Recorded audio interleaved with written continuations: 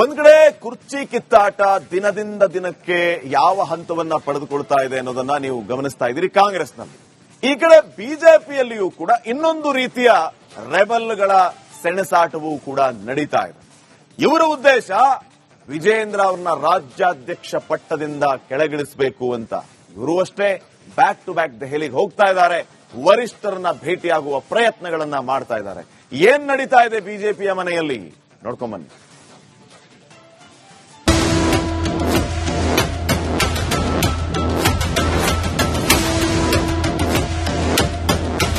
Power sharing fight, ಸಂಪುಟ ಪುನಾರಚನೆ ಬೇಡಿಕೆ, ಮಂತ್ರಿಗಿರಿಗಾಗಿ lobby. ಅಬ್ಬಬ್ಬ, ಕಾಂಗ್ರೆಸ್ನಲ್ಲಿ ಬದಲಾವಣೆ ಕಿಚ್ಚು ಧಗಧಗಿಸುತ್ತಿದೆ. ಹಾಗಂತ ಬಿಜೆಪಿಯಲ್ಲಿ ಎಲ್ಲವೂ ಸರಿಯಿದೆ ಅಂತ ಅಲ್ಲ, ರಾಜ್ಯ ಕೇಸರಿ ಪಡೆಯಲ್ಲೂ ಬಂಡಾಯದ ಬಾವುಟ ಹಾರಿದೆ. ಬಿಜೆಪಿಯಲ್ಲಿ ಮತ್ತೆ ರೆಬಲ್ಸ್ ಟೀಮ್ ಆಕ್ಟಿವ್. ರಾಷ್ಟ್ರ ರಾಜಧಾನಿಯಲ್ಲಿ ಬೀಡು ಬಿಟ್ಟ ರೆಬಲ್ಸ್. ಇಷ್ಟು ದಿನ ಸೈಲೆಂಟ್ ಆಗಿದ್ದ ಬಿಜೆಪಿ ರೆಬಲ್ಸ್ ಟೀಮ್ ಮತ್ತೆ ಆಕ್ಟಿವ್ ಆಗಿದೆ. ರಮೇಶ್ ಜಾರಕಿಹೊಳಿ ತಂಡ ಸದ್ದಿಲ್ಲದೆ ದೆಹಲಿ ಪ್ರಯಾಣ ಮಾಡಿದೆ. ಹೈಕಮಾಂಡ್ ನಾಯಕರ ಭೇಟಿಗೆ ಹಲವು ಕಸರತ್ತು ನಡೆಸುತ್ತಿದೆ. ಮಾಜಿ ಸಚಿವ ರಮೇಶ್ ಜಾರಕಿಹೊಳಿ, ಕುಮಾರ್ ಬಂಗಾರಪ್ಪ, ಮಾಜಿ ಸಂಸದ ಬಿವಿ ನಾಯಕ್, ಮಾಜಿ ಶಾಸಕ ಶ್ರೀಮಂತ ಪಾಟೀಲ್ ಸೇರಿದಂತೆ ಹಲವರು ದೆಹಲಿಯಲ್ಲಿ ಠಿಕಾಣಿ ಹೂಡಿದ್ದಾರೆ. ಅರವಿಂದ್ ಬೆಲ್ಲದ್ ಕೂಡ ದೆಹಲಿಯಲ್ಲಿದ್ದು ಹೈಕಮಾಂಡ್ ಭೇಟಿಗೆ ಸರ್ವ ಪ್ರಯತ್ನ ಮಾಡುತ್ತಿದ್ದಾರೆ.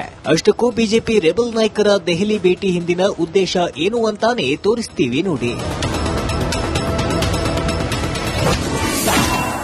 ರೆಬಲ್ಸ್ ಬೇಡಿಕೆ ಏನು?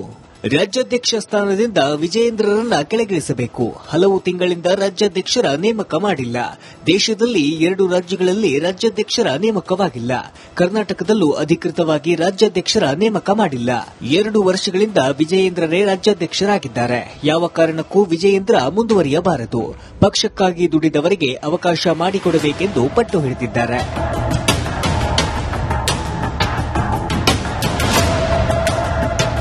ಬಿಜೆಪಿಯಲ್ಲೂ ಬದಲಾವಣೆಯ ಕೂಗು ಎದ್ದಿದೆ.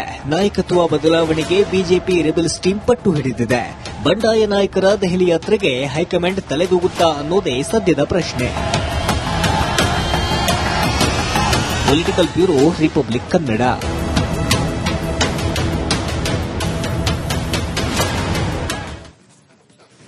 ನೆಕ್ಸ್ಟ್ ಅಪ್ಡೇಟ್ಸ್ ನಮ್ಮ ಪ್ರತಿನಿಧಿ ಹನುಮಂತ ಕೊಡ್ತಾರೆ ನೇರ ಸಂಪರ್ಕದಲ್ಲಿ. ಹನುಮಂತ, ಬಿಜೆಪಿ ಮನೆಯಲ್ಲಿ ಈಗ ಈ ರೀತಿಯ ಪ್ರಯತ್ನಗಳು ಆಗ್ತಾ ಇದೆ. ರೆಬಲ್ಸ್ ಕನಸು ನನಸಾಗುತ್ತಾ? ವಿಜಯೇಂದ್ರ ಅವರನ್ನ ಪಟ್ಟದಿಂದ ಕೆಳಗಿಳಿಸಬೇಕು ಅನ್ನುವಂಥದ್ದು ಇವರ ಪ್ರಯತ್ನ. ಆ ರೀತಿಯ ಪ್ರಯತ್ನ ಅಥವಾ ಆ ರೀತಿಯ ಚರ್ಚೆ ಬಿಜೆಪಿಯ ಹೈಕಮಾಂಡ್ ಅಲ್ಲಿ ಈಗ ಆಗ್ತಾ ಇದೆಯಾ ಅನ್ನುವಂಥದ್ದು ಒಂದು ಕಡೆ ಆದ್ರೆ, ವಿಜಯೇಂದ್ರ ಅವರನ್ನ ಪಟ್ಟದಿಂದ ಕೆಳಗಿಳಿಸಿದ್ರೆ ಯಡಿಯೂರಪ್ಪ ಅವರು ಇದನ್ನ ಒಪ್ಪು ಬಿಡ್ತಾರಾ, ಸುಮ್ಮನೆ ಕೂತು ಬಿಡ್ತಾರಾ ಅನ್ನುವಂಥ ಪ್ರಶ್ನೆಯೂ ಇದೆ. ಏನ್ ನಡೀತಾ ಇದೆ ಬಿಜೆಪಿಯಲ್ಲಿ?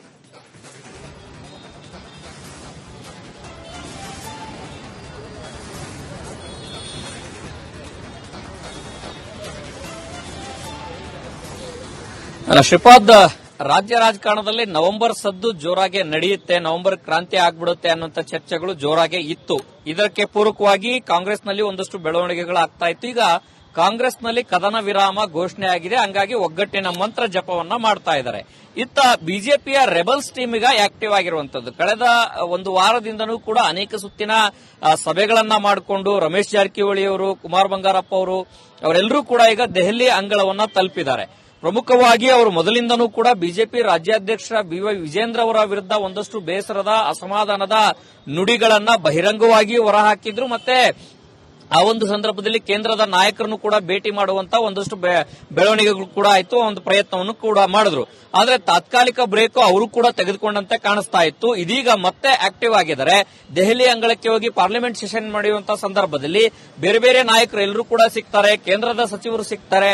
ಇಂತಹ ಸಂದರ್ಭದಲ್ಲಿ ಒಂದಷ್ಟು ತಮ್ಮ ಅಭಿಲಾಷೆಗಳು, ತಮ್ಮ ಅಭಿಪ್ರಾಯಗಳನ್ನ ಮುಕ್ತವಾಗಿ ಹೇಳಬಹುದು ಅನ್ನುವಂತ ನಿಟ್ಟಿನಲ್ಲಿ ಈಗ ದೆಹಲಿಗೆ ಹೋಗಿದ್ದಾರೆ. ದೆಹಲಿಗೆ ಹೋಗುವ ಮುನ್ನನೂ ಕೂಡ ಬೆಂಗಳೂರಿನಲ್ಲಿ ಒಂದು ಸುತ್ತಿನ ಮಾತುಕತೆಯನ್ನ ಸುದೀರ್ಘವಾಗಿ ಚರ್ಚೆಯನ್ನ ಮಾಡಿಕೊಂಡೇ ದೆಹಲಿ ಅಂಗಳಕ್ಕೆ ತಲುಪಿದ್ದಾರೆ. ದೆಹಲಿಯ ಅಂಗಳದಲ್ಲೂ ಕೂಡ ಕರ್ನಾಟಕದಲ್ಲೂ ಭವನದಲ್ಲೂ ಕೂಡ ನಾಯಕರನ್ನ ಭೇಟಿ ಆಗುವ ಮುನ್ನವೇ ಒಂದು ಸುತ್ತಿನ ಮಾತುಕತೆಯನ್ನ ಮಾಡಿಕೊಂಡು ನಂತರದಲ್ಲಿ ನಾಯಕರನ್ನ ಭೇಟಿ ಮಾಡಿ ತಮ್ಮ ಅಭಿಪ್ರಾಯಗಳನ್ನ ಹೇಳಲಿಕ್ಕೆ ಕೊಟ್ಟಿದ್ದಾರೆ. ಅವರ ಅಭಿಪ್ರಾಯ ಸ್ಪಷ್ಟವಾಗಿತ್ತು. ಬಿಜೆಪಿ ರಾಜ್ಯಾಧ್ಯಕ್ಷರು ಬದಲಾವಣೆ ಆಗಬೇಕು ಅಂತ ಒತ್ತಾಯಗಳಿತ್ತು. ಈಗ ಮೇಲ್ನೋಟಕ್ಕೆ ಎಲ್ಲವೂ ಕೂಡ ಸರಿ ಇದೆ, ನಾವು ರಾಜ್ಯಾಧ್ಯಕ್ಷರ ಬದಲಾವಣೆಗಾಗಿ ಬಂದಿಲ್ಲ ಅನ್ನುವಂತ ಮಾತನ್ನು ಕೂಡ ಮೇಲ್ನೋಟಕ್ಕೆ ಹೇಳಿದ್ರು ಕೂಡ ಡ್ಯಾಮೇಜ್ ಕಂಟ್ರೋಲ್ ಮಾಡುವಂತ ಪ್ರಯತ್ನವನ್ನು ಮಾಡಿದಾಗಲೂ ಕೂಡ ಆಂತರಿಕವಾಗಿ ಬಿವೈ ವಿಜೇಂದ್ರ ಅವರ ವಿರುದ್ಧ ಒಂದಷ್ಟು ಬೇಸರದ ನುಡಿಗಳಿರುವಂತದ್ದು ಮತ್ತೆ ಬದಲಾವಣೆಗಳಿಗೂ ಒತ್ತಾಯ ಮಾಡುವಂತ ಎಲ್ಲಾ ಸಾಧ್ಯತೆಗಳು ಇದಾವೆ. ಶ್ರೀಪಾದ್, ಓಕೆ, ಥ್ಯಾಂಕ್ ಯು ಮಾಹಿತಿಗಾಗಿ.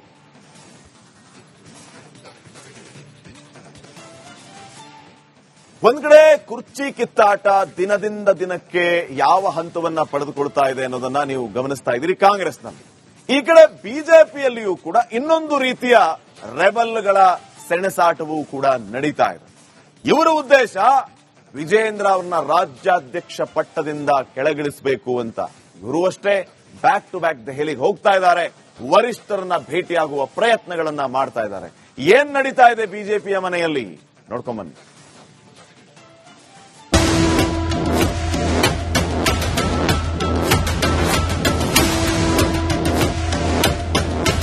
ಪವರ್ ಶೇರಿಂಗ್ ಫೈಟ್, ಸಂಪುಟ ಪುನಾರಚನೆ ಬೇಡಿಕೆ, ಮಂತ್ರಿಗಿರಿಗಾಗಿ ಲಾಬಿ. ಅಬ್ಬಬ್ಬ, ಕಾಂಗ್ರೆಸ್ನಲ್ಲಿ ಬದಲಾವಣೆ ಕಿಚ್ಚು ಧಗಧಗಿಸುತ್ತಿದೆ. ಹಾಗಂತ ಬಿಜೆಪಿಯಲ್ಲಿ ಎಲ್ಲವೂ ಸರಿ ಇದೆ ಅಂತ ಅಲ್ಲ, ರಾಜ್ಯ ಕೇಸರಿ ಪಡೆಯಲ್ಲೂ ಬಂಡಾಯದ ಬಾವುಟ ಹಾರಿದೆ.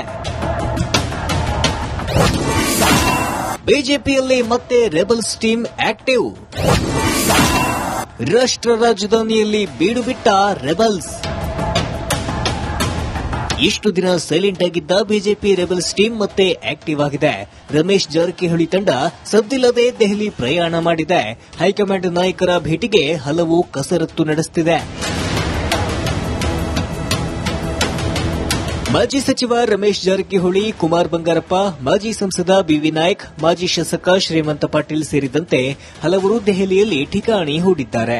ಅರವಿಂದ್ ಬೆಲ್ಲದ್ ಕೂಡ ದೆಹಲಿಯಲ್ಲಿದ್ದು ಹೈಕಮಾಂಡ್ ಭೇಟಿಗೆ ಸರ್ವ ಪ್ರಯತ್ನ ಮಾಡುತ್ತಿದ್ದಾರೆ. ಅಷ್ಟಕ್ಕೂ ಬಿಜೆಪಿ ರೆಬಲ್ ನಾಯಕರ ದೆಹಲಿ ಭೇಟಿ ಹಿಂದಿನ ಉದ್ದೇಶ ಏನು ಅಂತಾನೆ ತೋರಿಸ್ತೀವಿ ನೋಡಿ. ರೆಬಲ್ಸ್ ಬೇಡಿಕೆ ಏನು? ರಾಜ್ಯಾಧ್ಯಕ್ಷ ಸ್ಥಾನದಿಂದ ವಿಜಯೇಂದ್ರರನ್ನ ಕೆಳಗಿಳಿಸಬೇಕು. ಹಲವು ತಿಂಗಳಿಂದ ರಾಜ್ಯಾಧ್ಯಕ್ಷರ ನೇಮಕ ಮಾಡಿಲ್ಲ. ದೇಶದಲ್ಲಿ 2 ರಾಜ್ಯಗಳಲ್ಲಿ ರಾಜ್ಯಾಧ್ಯಕ್ಷರ ನೇಮಕವಾಗಿಲ್ಲ. ಕರ್ನಾಟಕದಲ್ಲೂ ಅಧಿಕೃತವಾಗಿ ರಾಜ್ಯಾಧ್ಯಕ್ಷರ ನೇಮಕ ಮಾಡಿಲ್ಲ. 2 ವರ್ಷಗಳಿಂದ ವಿಜಯೇಂದ್ರರೇ ರಾಜ್ಯಾಧ್ಯಕ್ಷರಾಗಿದ್ದಾರೆ. ಯಾವ ಕಾರಣಕ್ಕೂ ವಿಜಯೇಂದ್ರ ಮುಂದುವರಿಯಬಾರದು. ಪಕ್ಷಕ್ಕಾಗಿ ದುಡಿದವರಿಗೆ ಅವಕಾಶ ಮಾಡಿಕೊಡಬೇಕೆಂದು ಪಟ್ಟು ಹಿಡಿದಿದ್ದಾರೆ.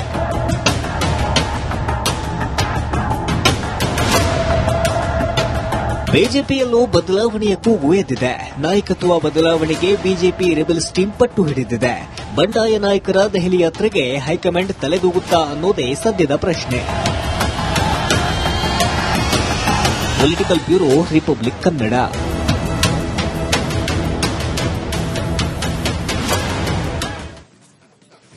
ನೆಕ್ಸ್ಟ್ ಅಪ್ಡೇಟ್ಸ್ ನಮ್ಮ ಪ್ರತಿನಿಧಿ ಹನುಮಂತ ಕೊಡ್ತಾರೆ ನೇರ ಸಂಪರ್ಕದಲ್ಲಿ. ಹನುಮಂತ, ಬಿಜೆಪಿ ಮನೆಯಲ್ಲಿ ಈಗ ಈ ರೀತಿಯ ಪ್ರಯತ್ನಗಳು ಆಗ್ತಾ ಇದೆ. ರೆಬಲ್ಸ್ ಕನಸು ನನ್ಸಾಗುತ್ತಾ? ವಿಜೇಂದ್ರ ಅವರನ್ನ ಪಟ್ಟದಿಂದ ಕೆಳಗಿಳಿಸಬೇಕು ಅನ್ನುವಂಥದ್ದು ಇವರ ಪ್ರಯತ್ನ. ಆ ರೀತಿಯ ಪ್ರಯತ್ನ ಅಥವಾ ಆ ರೀತಿಯ ಚರ್ಚೆ ಬಿಜೆಪಿಯ ಹೈಕಮಾಂಡ್ ಅಲ್ಲಿ ಈಗ ಆಗ್ತಾ ಇದೆಯಾ ಅನ್ನುವಂಥದ್ದು ಒಂದು ಕಡೆ ಆದ್ರೆ, ವಿಜೇಂದ್ರ ಅವರನ್ನ ಪಟ್ಟದಿಂದ ಕೆಳಗಿಳಿಸಿದ್ರೆ ಯಡಿಯೂರಪ್ಪ ಅವರು ಇದನ್ನ ಒಪ್ಪು ಬಿಡ್ತಾರಾ, ಸುಮ್ಮನೆ ಕೂತು ಬಿಡ್ತಾರಾ ಅನ್ನುವಂಥ ಪ್ರಶ್ನೆಯೂ ಇದೆ. ಏನ್ ನಡೀತಾ ಇದೆ ಬಿಜೆಪಿಯಲ್ಲಿ?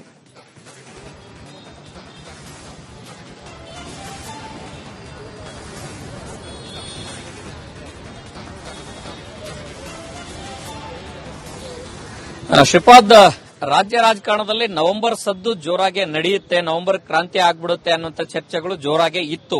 ಇದಕ್ಕೆ ಪೂರಕವಾಗಿ ಕಾಂಗ್ರೆಸ್ನಲ್ಲಿ ಒಂದಷ್ಟು ಬೆಳವಣಿಗೆಗಳು ಆಗ್ತಾ ಇತ್ತು. ಈಗ ಕಾಂಗ್ರೆಸ್ನಲ್ಲಿ ಕದನ ವಿರಾಮ ಘೋಷಣೆ ಆಗಿದೆ. ಹಂಗಾಗಿ ಒಗ್ಗಟ್ಟಿನ ಮಂತ್ರ ಜಪವನ್ನ ಮಾಡ್ತಾ ಇದ್ದಾರೆ. ಇತ್ತ ಬಿಜೆಪಿಯ ರೆಬಲ್ಸ್ ಟೀಮ್ ಈಗ ಆಕ್ಟಿವ್ ಆಗಿರುವಂತದ್ದು. ಕಳೆದ ಒಂದು ವಾರದಿಂದನೂ ಕೂಡ ಅನೇಕ ಸುತ್ತಿನ ಸಭೆಗಳನ್ನ ಮಾಡಿಕೊಂಡು ರಮೇಶ್ ಜಾರಕಿಹೊಳಿ ಅವರು, ಕುಮಾರ್ ಬಂಗಾರಪ್ಪ ಅವರೆಲ್ಲರೂ ಕೂಡ ಈಗ ದೆಹಲಿ ಅಂಗಳವನ್ನ ತಲುಪಿದ್ದಾರೆ.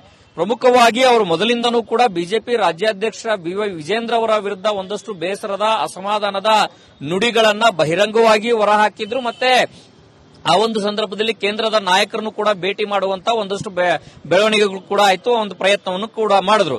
ಆದ್ರೆ ತಾತ್ಕಾಲಿಕ ಬ್ರೇಕ್ ಅವರು ಕೂಡ ತೆಗೆದುಕೊಂಡಂತೆ ಕಾಣಿಸ್ತಾ ಇತ್ತು. ಇದೀಗ ಮತ್ತೆ ಆಕ್ಟಿವ್ ಆಗಿದ್ದಾರೆ. ದೆಹಲಿ ಅಂಗಳಕ್ಕೆ ಹೋಗಿ ಪಾರ್ಲಿಮೆಂಟ್ ಸೆಷನ್ ಮಾಡುವಂತಹ ಸಂದರ್ಭದಲ್ಲಿ ಬೇರೆ ಬೇರೆ ನಾಯಕರು ಎಲ್ಲರೂ ಕೂಡ ಸಿಗ್ತಾರೆ, ಕೇಂದ್ರದ ಸಚಿವರು ಸಿಗ್ತಾರೆ. ಇಂತಹ ಸಂದರ್ಭದಲ್ಲಿ ಒಂದಷ್ಟು ತಮ್ಮ ಅಭಿಲಾಷೆಗಳು, ತಮ್ಮ ಅಭಿಪ್ರಾಯಗಳನ್ನ ಮುಕ್ತವಾಗಿ ಹೇಳಬಹುದು ಅನ್ನುವಂತ ನಿಟ್ಟಿನಲ್ಲಿ ಈಗ ದೆಹಲಿಗೆ ಹೋಗಿದ್ದಾರೆ. ದೆಹಲಿಗೆ ಹೋಗುವ ಮುನ್ನನೂ ಕೂಡ ಬೆಂಗಳೂರಿನಲ್ಲಿ ಒಂದು ಸುತ್ತಿನ ಮಾತುಕತೆಯನ್ನ ಸುದೀರ್ಘವಾಗಿ ಚರ್ಚೆಯನ್ನ ಮಾಡಿಕೊಂಡೇ ದೆಹಲಿ ಅಂಗಳಕ್ಕೆ ತಲುಪಿದ್ದಾರೆ. ದೆಹಲಿಯ ಅಂಗಳದಲ್ಲೂ ಕೂಡ ಕರ್ನಾಟಕದ ಭವನದಲ್ಲೂ ಕೂಡ ನಾಯಕರನ್ನ ಭೇಟಿ ಆಗುವ ಮುನ್ನವೇ ಒಂದು ಸುತ್ತಿನ ಮಾತುಕತೆಯನ್ನ ಮಾಡಿಕೊಂಡು ನಂತರದಲ್ಲಿ ನಾಯಕರನ್ನ ಭೇಟಿ ಮಾಡಿ ತಮ್ಮ ಅಭಿಪ್ರಾಯಗಳನ್ನ ಹೇಳಲಿಕ್ಕೆ ಹೊರಟಿದ್ದಾರೆ. ಅವರ ಅಭಿಪ್ರಾಯ ಸ್ಪಷ್ಟವಾಗಿತ್ತು. ಬಿಜೆಪಿ ರಾಜ್ಯಾಧ್ಯಕ್ಷರು ಬದಲಾವಣೆ ಆಗಬೇಕು ಅನ್ನೋ ಒತ್ತಾಯಗಳಿತ್ತು. ಈಗ ಮೇಲ್ನೋಟಕ್ಕೆ ಎಲ್ಲವೂ ಕೂಡ ಸರಿ ಇದೆ, ನಾವು ರಾಜ್ಯಾಧ್ಯಕ್ಷರ ಬದಲಾವಣೆಗಾಗಿ ಬಂದಿಲ್ಲ ಅನ್ನುವಂತ ಮಾತನ್ನು ಕೂಡ ಮೇಲ್ನೋಟಕ್ಕೆ ಹೇಳಿದ್ರೂ ಕೂಡ ಡ್ಯಾಮೇಜ್ ಕಂಟ್ರೋಲ್ ಮಾಡುವಂತ ಪ್ರಯತ್ನವನ್ನು ಮಾಡಿದಾಗಲೂ ಕೂಡ ಆಂತರಿಕವಾಗಿ ಬಿವೈ ವಿಜೇಂದ್ರ ಅವರ ವಿರುದ್ಧ ಒಂದಷ್ಟು ಬೇಸರದ ನುಡಿಗಳಿರುವಂತದ್ದು ಮತ್ತೆ ಬದಲಾವಣೆಗಳಿಗೂ ಒತ್ತಾಯ ಮಾಡುವಂತ ಎಲ್ಲಾ ಸಾಧ್ಯತೆಗಳು ಇದಾವೆ. ಶ್ರೀಪಾದ್, ಓಕೆ, ಥ್ಯಾಂಕ್ ಯು ಮಾಹಿತಿಗಾಗಿ.